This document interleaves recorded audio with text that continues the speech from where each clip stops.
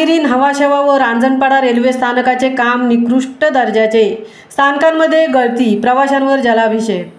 नवी मुंबई शहराला जोडणाऱ्या खारकोपर ते उरण अशा रेल्वे मार्गाची उभारणी ही सुमारे 2000 कोटी रुपये खर्च करून रेल्वे व सिडकोच्या माध्यमातून करण्यात आली आहे।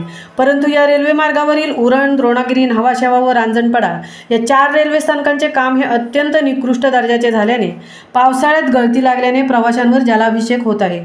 तसेच फरशीवर पाय घसरून एखाद्याला दुखापत होण्याची शक्यता नाकारता येत नाही। तरी सदर कामांची चौकशी करावी अशी मागणी जोर धरू लागली आहे। मुंबई शहराच्या हाकेच्या अंतरावर उरण हा विकसनशील तालुका आहे। उरण तालुक्याला प्रवासी रेल्वे मार्गाने जोडण्यासाठी रेल्वे व सिडको प्रशासनाने सुमारे 2000 कोटी रुपये खर्च करून खारकोपर ते उरण अशा प्रकारचा प्रवासी रेल्वे प्रकल्प हाती घेतला। या प्रवासी रेल्वे प्रकल्पात उरण, द्रोणागिरी, न्हावाशेवा, रांजणपाडा व गव्हाण ही महत्त्वाची रेल्वे स्थानके आहेत।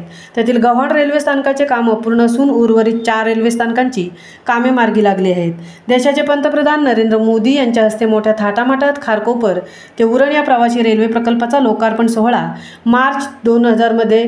जानेवारी 2024 मध्ये पार पडला। मात्र घाईगडबडीत उरकण्यात आलेल्या उरण, द्रोणागिरी, न्हावाशेवा व रांजणपाडा या 4 रेल्वे स्थानकांचे काम निकृष्ट दर्जाचे झाले असल्याने सध्या बांधकाम ढासळू लागून फरशा उकडत असून RCCच्या स्लॅबला, पत्रा शेडला पाण्याची गळती लागली आहे।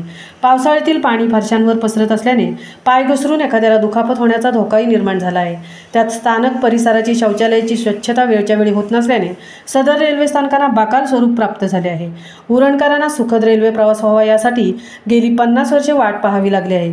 परंतु रेल्वे व सिडको प्रशासनाच्या नियोजनशून्य कारभारामुळे व भ्रष्ट कारभारामुळे आज उरणच्या रेल्वे स्थानकाचा अंडरग्राऊंडमध्ये पावसाचे पाणी साठते।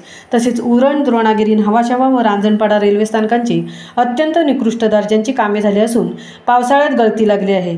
तरी देशाचे पंतप्रधान नरेंद्र मोदी यांनी सदर भ्रष्ट कारभाराची चौकशी करावी। व प्रगती पाटील, एक प्रवासी नागरिक। उरण तालुक्यातील प्रवासी रेल्वे स्थानकांची कामे ही अत्यंत निकृष्ट दर्जाची झाली आहेत। तसेच या परिसरातील स्वच्छता करण्यासाठी आजतागायत कामगारांची नियुक्ती न केल्याने स्थानकात घाणीचे साम्राज्य पसरत आहे। बळराम मीना, रेल्वे स्थानक व्यवस्थापन अधिकारी, महामुंबईसह अनंत नारंगीकर, उरण।